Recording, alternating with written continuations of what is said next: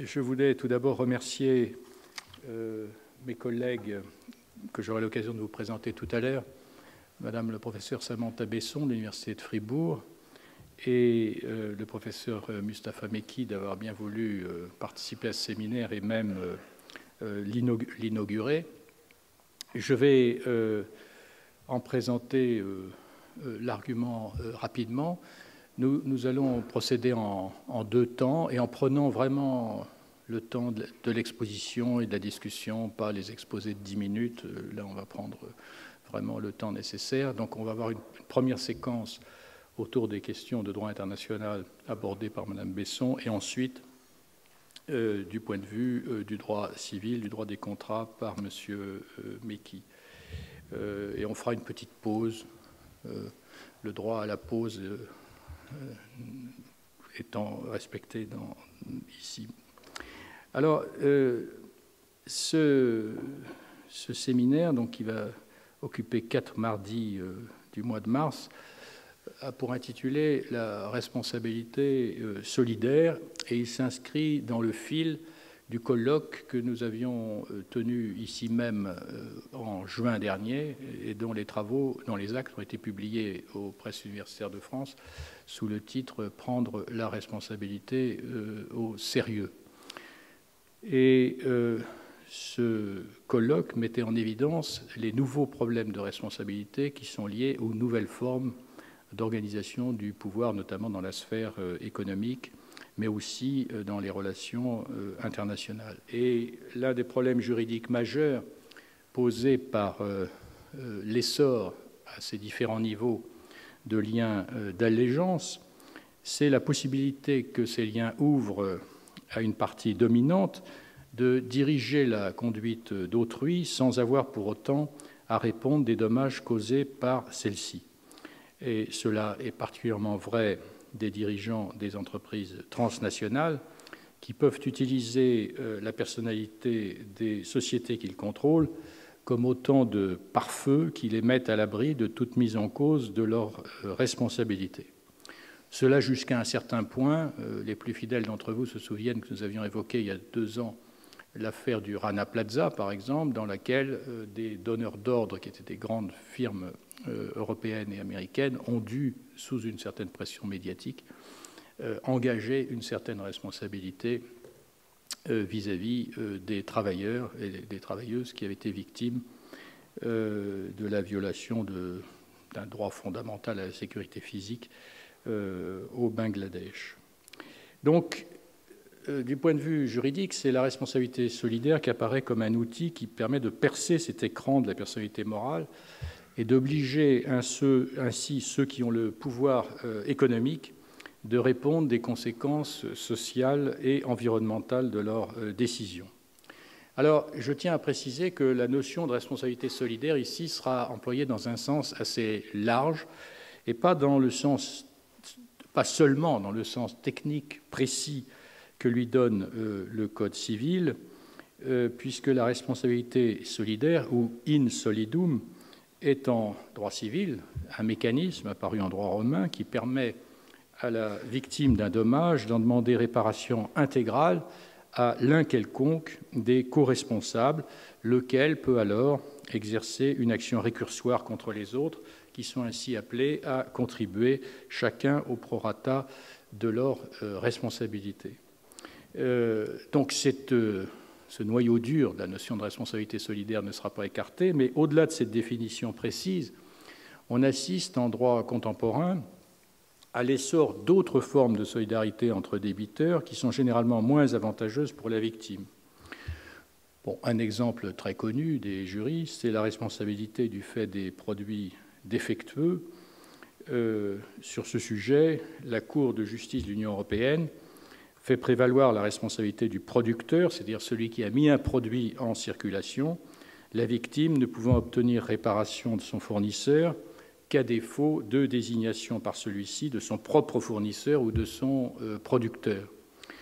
Il n'en reste pas moins qu'une forme atténuée de solidarité existe entre les professionnels impliqués dans la chaîne de distribution d'un produit qui se révélera dangereux. Et il en va de même des dispositions aujourd'hui applicables aux chaînes de sous-traitance en droit européen.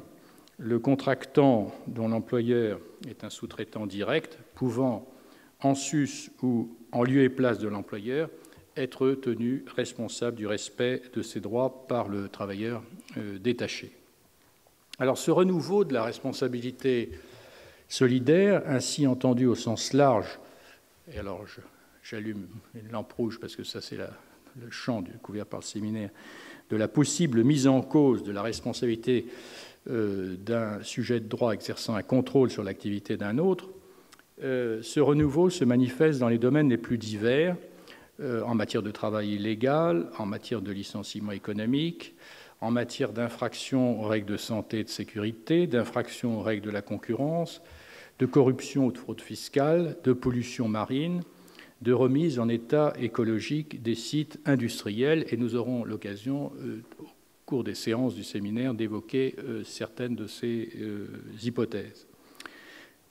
L'idée a été avancée en 2005 dans un projet de réforme du droit civil qui était le projet Catala, c'est un projet de réforme du droit des obligations, de rendre ceux qui contrôlent une activité économique responsables des dommages causés par cette activité. Il était prévu d'introduire dans le Code civil une disposition qui, en termes généraux, introduirait cette responsabilité. Si vous contrôlez une activité économique, vous devez répondre des dommages liés à cette activité.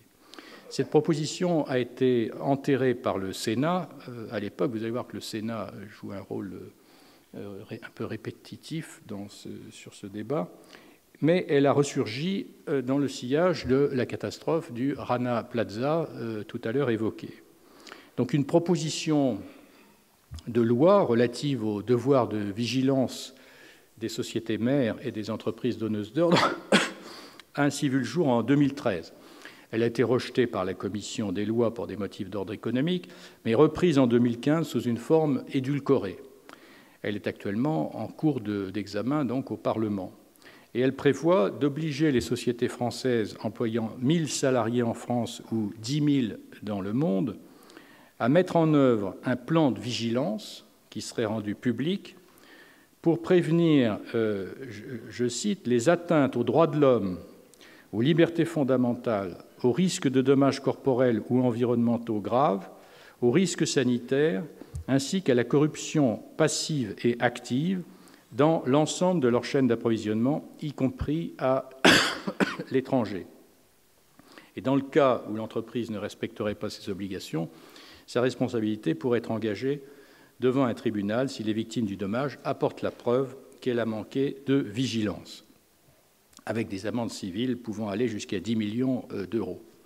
Alors, nous avons eu l'occasion, à la fois dans le cours et dans le colloque de juin dernier, de retracer la généalogie de cette notion de vigilance, de faire les rapprochements aussi avec les notions comparables en common law. Ce projet, actuellement donc en cours de discussion d'introduction à un devoir de vigilance, a été soutenu par quelques grandes entreprises françaises, par exemple par des groupes tels que Veolia ou Bolloré. En revanche, elle est combattue avec beaucoup de détermination par les organisations patronales et par l'opposition parlementaire qui argue contre le risque qu'il y aurait à faire peser sur les entreprises et les groupes français des obligations qui ne pèsent pas sur leurs concurrents étrangers et à ainsi entraver la compétitivité de ces entreprises. Et donc ces opposants à cette proposition de loi défendent l'idée selon laquelle la responsabilité sociale des entreprises devrait rester dans l'ordre des engagements volontaires de ce que j'avais pu appeler dans le cours le renouveau du paternalisme à l'échelle internationale. C'est-à-dire de la même façon que les entreprises au XIXe siècle, des patrons bénévolents, animés par la foi ou la charité, prenaient des engagements qui n'avaient pas une portée juridique. On voit ressurgir ça sous l'espèce de la responsabilité sociale et environnementale. Et donc les opposants à une juridicisation de la responsabilité plaident pour maintenir ces mécanismes de responsabilité dans cette zone de si on ne peut pas dire vraiment de non-droit, certains disent de droit mou, enfin en tout cas dans la sphère des engagements volontaires sans sanction juridique. C'est une voie d'ailleurs qui est promue aussi à l'échelle internationale par la Banque mondiale, par exemple, qui, par la voie de son bras financier, qui est l'International Finance Corporation, la société financière internationale, incite elle aussi à ce type d'engagement. Lorsqu'un fournisseur améliore des points environnementaux ou sociaux, elle peut obtenir des facilités de crédit avec des taux attractifs. Donc c'est une politique plutôt de carotte que de bâton. Alors, ce texte ainsi controversé a été adopté en première lecture par l'Assemblée nationale le 30 mars 2015, mais repoussé sans examen par le Sénat le 18 novembre 2015, le 18 novembre dernier. Et certains s'inquiètent de le voir purement et simplement enterré sous la pression, je le répète, des organisations représentatives des entreprises. S'il devait être adopté, il placerait la France à la tête d'un mouvement européen en matière d'obligation de vigilance des entreprises transnationales. Et en effet, la question commence à surgir au plan européen. Un projet de rapport sur le dumping social a été déposé devant le Parlement européen le 7 janvier 2016, qui devrait être soumis à l'Assemblée plénière en mai prochain. Et deux de ces dispositions concernent notre sujet. La première, je cite, appelle la Commission, il s'agit de la Commission européenne, à proposer un instrument légal pour traiter des dimensions transfrontalières de la sous-traitance, étendant la responsabilité solidaire, donc vous voyez que la notion de responsabilité solidaire apparaît bien, en tout cas dans des propositions au niveau du Parlement européen, donc pour traiter des dimensions transfrontalière de la sous-traitance étendant la responsabilité solidaire du donneur d'ordre dans tous les secteurs économiques et sur toute la chaîne de sous-traitance. Ça, c'est le premier élément de cette proposition. Et la seconde consiste à demander à la Commission, je cite, de proposer un véhicule législatif, bon, c'est une notion qui transporte, adapté, donc tout terrain, prévoyant pour les entreprises un devoir de vigilance, engageant leurs responsabilités tant à l'égard de leurs filiales que de leurs sous-traitants, ayant une activité dans un pays tiers pour prévenir les risques d'atteinte aux droits de l'homme, de corruption, de dommages corporels ou environnementaux graves et de violation des conventions de l'OIT. Ce sont les paragraphes 27 et 28 de cette proposition. Alors, de la coupe aux lèvres, il y a une distance particulièrement grande, surtout s'agissant des propositions émanant du Parlement européen, donc on peut penser que les oppositions qui se font jour dans le débat français sur le devoir de vigilance ne manqueront pas d'apparaître aussi dans les débats européens, mais cela traduit malgré tout l'émergence de cette notion de responsabilité solidaire et la nécessité d'y réfléchir. D'ailleurs, l'obligation de diligence ou de vigilance est également consacrée par la directive européenne sur les informations non financières, qui est en cours de transposition en droit français et qui prévoit, parmi les informations devant être rendues publiques, celles relatives, je cite, aux procédures de diligence raisonnables mises en œuvre. Et donc cette résurgence d'une certaine solidarité en droit de la responsabilité pourrait aussi concerner les organisations financières internationales, ainsi que le montre la mise en cause récente de la responsabilité du Fonds monétaire international dans l'épidémie d'Ebola, qui a révélé les conséquences mortifères du démantèlement des infrastructures sanitaires promues par cette organisation dans le cadre des plans d'ajustement structurel.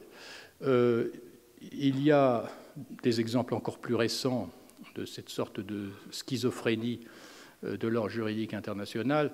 La Cour de justice de l'Union vient de condamner en décembre, je n'ai plus la date exacte en tête, excusez-moi, le gouvernement grec, à la demande de la Commission européenne, pour non-respect de la directive sur les maxima de temps de travail. Il s'agissait d'un contentieux concernant les personnels hospitaliers. Alors, l'historique est le suivant.